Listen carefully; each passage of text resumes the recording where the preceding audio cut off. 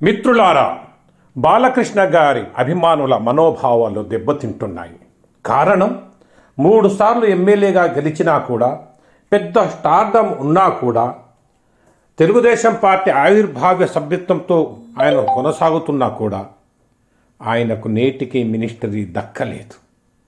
పవన్ కళ్యాణ్కు లభిస్తున్న ఆదరణలో తెలుగుదేశం పార్టీ లోపల కనీసం 10వ వంతు బాలకృష్ణకు దక్కడం లేదు.